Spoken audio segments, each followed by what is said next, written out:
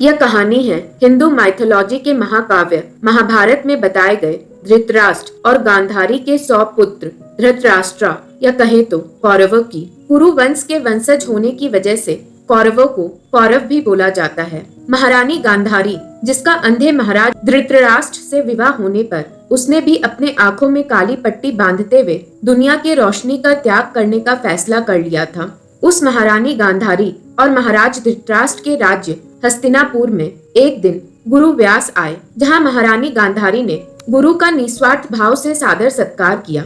गुरु व्यास ने प्रसन्न होकर गांधारी को इच्छा अनुसार मांगने का वरदान दिया। वरदान स्वरूप महारानी गांधारी ने अपने लिए 100 पुत्र मांगे, जो उनके पिता धृतराष्ट्र की तरह शक्तिमान हों। कुछ वक्त बाद गांधारी अब गर्भवती हो गई थी, पर 2 साल बीत जाने के बावजूद भी गांधारी के बच्चे ने गांधारी का गर्भ नहीं छोड़ा था। इधर गांधारी की देवरानी कुंती ने अपने पहले पुत्र युधिष्ठिर को जन्म दे दिया था।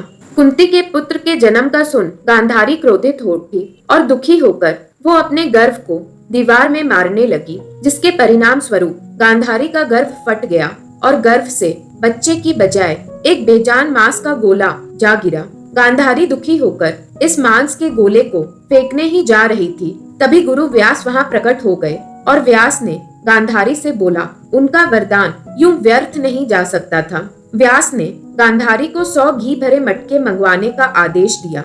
मटके आने के बाद व्यास ने गांधारी के गर्भ से निकले मांस के टुकड़े को 100 में बांटा और इन मटकों में भरना शुरू कर दिया। जब व्यास यह कर रहे थे, तब गांधारी ने गुरु से एक पुत्री की भी मांग की और तब ऋषि ने इन मांस के टुकड़ों को 100 की बजाय 101 में बांट दिया। गुरु ने इन मटके को सुरक्षित कर दिया था। ऐसा माना जाता है इन मटके में माँ के गर्भ की तरह शिशु का पालन और गर्मी देने की ताकत थी। व्यास ने 2 साल के बाद इन मटकों को खोलने का आदेश दिया था। गुरु के कहे अनुसार 2 साल का वक्त बीतने के बाद महाराज धृतराष्ट्र और महारानी गांधारी के पहले पुत्र दुर्योधन का जन्म हुआ, जिसका अर्थ बहुत ही मुश्किल से पराजित होने वाला भी कहा जाता है। और इसी तरह गांधारी के 100 पुत्र और एक अकेली बेटी दुशाला का जन्म हो गया था।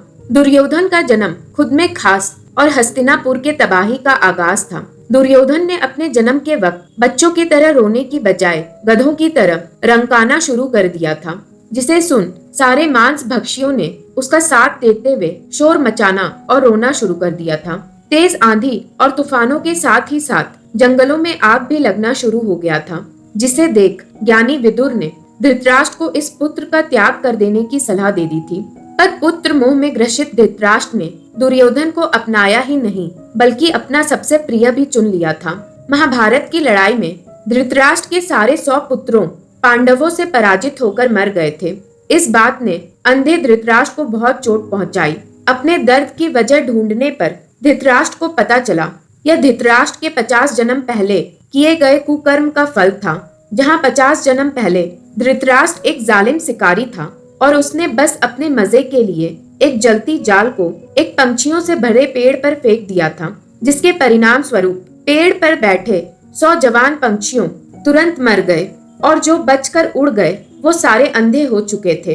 कर्म के चक्कर ने धृतराष्ट्र के कर्मों का फल देने 50 साल तक इंतजार किया, ताकि उसके अच्छे कर्म हेतु धृतराष्ट्र का जन्म राजा योनि में हो, जहां वो 100 पुत्र का पिता बनने योग्य था। और धृतराष्ट्र के कर्म के चक्कर ने अपना बदला कौरवों को छीन के ले लिया था। ऐसे ही इंटरेस्टिंग कहानियां के लिए मेरे चैनल को लाइक, शेयर और सब्सक्राइब करें।